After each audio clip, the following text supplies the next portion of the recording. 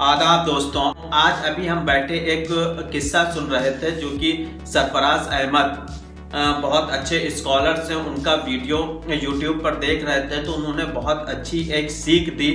सोचा कि हम आप लोगों के साथ वो शेयर कर दें। उन्होंने इस बारे में बात की है ट्रू रिलेशनशिप क्या होती है, कि हमें किसी से भी दोस्ती करने से पहले या हम किसी को थोड़ा बहुत भी जान जाते हैं या थोड़ा बहुत किसी तरफ से कोई पता चल गया, उसके साथ उठे बैठे एक दो दिन गुजारे तो हम उसको अपना दोस्त मानने लगते हैं। कोई भी पूछता है ये मेरा कौन है तो हम दोस्त मानने लगते हैं।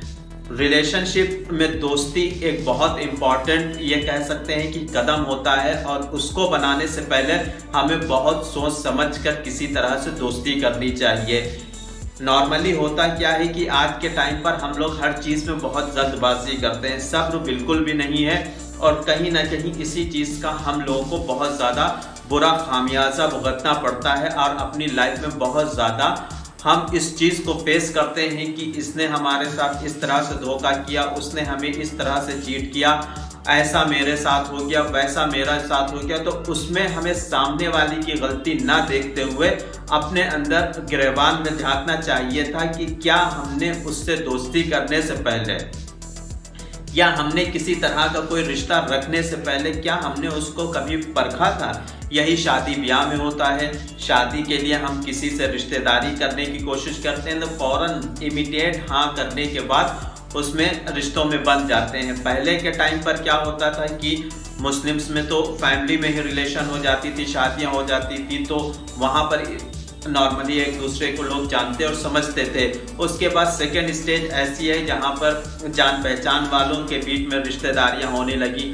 आज के टाइम पर हम ऐसे लोगों से नई नई रिश्तेदारियाँ करते हैं जिनको बिल्कुल भी नहीं जानते हैं और उनको कुछ ही दिनों में 2, 4, 10, 15 महीने भर में हम उनको समझते हैं और समझने के बाद वहाँ रिश्ता कर लेते हैं और उसके बाद जो खामियाजे हैं वो हम लोग देखते हैं कि किस तरह से झगड़े फसाद, घर में लड़ाइयाँ, लोगों को समझना नहीं, मतलब इन सभी तरह की चीज़ों को हमको फेस करना पड़ता है और हम उसमें बहुत बुरी तरह से फंस जाते हैं। तो यहाँ पर इस चीज़ को उन्होंने बड़े आसानी से और बड़े अच्छे तरीके से समझाया है और ये कहा है कि ज़िंदगी को किस तरह से गुजारना चाहिए और दोस्ती किस तरह से बनानी चाहिए, किस तरह से दोस्ती करने से पहले उसको एक बार अपने एक तराजू में तौलना बहुत ज़रूरी है जिससे कि हम उसको सही से समझ सकें और आगे दोस्ती को अच्छा बनाया जा सके। जब हम आपसे ये बात कर रहे थे तो इस बात को करते हुए हमें एक वाकया बहुत ज़्यादा खूबसूरत है जो आप लोगों के साथ शेयर करना है। हज़रत उमर रज़ी अल्लाह ताला अन्हु का है। उन्होंने एक टाइम पर जब उनके पास एक सहाबी आए और सहाबी ने कहा कि फला सहाबी बहुत ज़्यादा अच्छा है, तो आपने हज़रत उमर ने उनसे एक सवाल किया, क्या आप कभी उसके साथ किसी तरह की कोई डीलिंग आप कर चुके हैं? तो उसने जवाब दिया नहीं। दूसरा सवाल उन्होंने पूछा कि क्या उसके साथ कभी कहीं किसी सफ़र पर गए हैं? तो उन सहाबी ने कहा नहीं। तो हज़रत उमर ने पहले कहा कि जाओ उस सहाबी के साथ या तो किसी तरह की कोई डीलिंग करो या उसके साथ किसी सफ़र में जाओ। अगर इन दोनों मामलात में से किसी एक में भी वो सही बैठता है तो आप उसकी तारीफ ज़रूर करिएगा कि वो अच्छा इंसान है। इसके बगैर समझे बूझे आप किसी को अच्छा या बुरा नहीं कह सकते हैं। तो एक तो हज़रत उमर रज़ी अल्लाह ताला अन्हु की बात हो गई। दूसरा एक वाक़या और बहुत ज़्यादा ज़बरदस्त जो हम आप लोगों के साथ शेयर करना चाहते थे, सरफराज अहमद साहब का जो स्कॉलर है पाकिस्तान के, उन्होंने बहुत अच्छी तरह से एक वाक़या शेयर किया है और उस वाक़ये में उन्होंने बताया है कि उनसे किसी ने बताया था जब इंडिया और पाकिस्तान दो मुल्क नहीं थे, सिर्फ हिंदुस्तान था, तो उस टाइम पर जब अंग्रेज़ यहाँ पर हुकूमत कर रहे थे तो एक बहुत ही काबिल इंसान जो काफ़ी बुजुर्ग हो गए थे, उन्होंने इस बात को शेयर किया था कि उनका ये कहना था कि हमारा कॉलेज का लास्ट डे था और हम लोग ग्रेजुएशन में के लास्ट डे पर थे, तो वहाँ पर सब सेरेमनीज हो रही थी और हम लोग बैठे हुए थे तो उसी टाइम पर, हालांकि वो इंग्लिश मीडियम स्कूल था, तो ज़्यादातर वहाँ पर जो प्रोफेसर थे वो सारे अंग्रेज थे। तो वहाँ पर बैठे हुए थे, तो बैठे बैठे एक प्रोफेसर वहाँ से गुजरे जो कि अंग्रेज थे। तो हम लोग रिस्पेक्ट करते हुए खड़े हो गए, और उनको जब वो वहाँ से जा रहे थे तो उनको हमने टोका कि सर, कोई एक ऐसी बात आप हमारे साथ जिंदगी जीने के लिए बता दीजिए, या जिंदगी के तजुर्बे से बता दीजिए जो किताबों में ना मिलती हो। तो उन्होंने जो बात बताई वो बेहद ज़्यादा खूबसूरत और बेहद ज़्यादा अच्छी है, जो कि लाइफ में अगर कोई इंसान इसका यूज़ करता है तो उसकी लाइफ में कभी भी उसको धोखा नहीं मिलेगा। उन्होंने कहा कि आप जब ग्रेजुएशन यहाँ से करके जाओगे तो बाहर निकलोगे, वहाँ पर आप अलग अलग कंपनीज में जाओगे, जॉब तलाश करोगे। उसके बाद उस कंपनी में वहाँ पर आपके बहुत से कलीग्स होंगे, दोस्त आप बनाना चाहोगे उनको। तो कहा कभी भी अपने कलीग्स को, अपने साथियों को किसी से दोस्ती ना करना।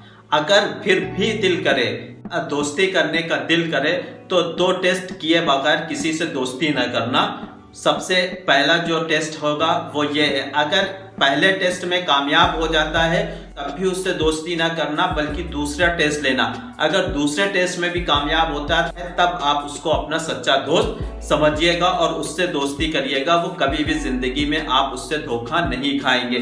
पहला, आप उसके पास पैसे होते हुए जेब में, अगर आपको लगे कि उसके पास पैसे हैं जिस वक्त भी, तो आप उससे पैसे उधार मांग लीजिए। अगर जेब में पैसे होते हुए भी वो उधार न दे तो आदमी ठीक नहीं है, उससे कभी भी दोस्ती ना करिएगा। अगर मान लीजिए वो पैसे दे देता है और 4 लोगों के बीच में आपके पैसों का जिक्र कर देता है, आपको उसने उधार दिया, तो वो कमजोर इंसान है, कभी भी दोस्ती ना करिएगा। अगर वो मान लीजिए उधार भी दे देता है और किसी से जिक्र भी नहीं करता है, लेकिन बार बार आपसे मांगता है, तो भी आप उससे दोस्ती ना करिएगा, वो सही इंसान नहीं है।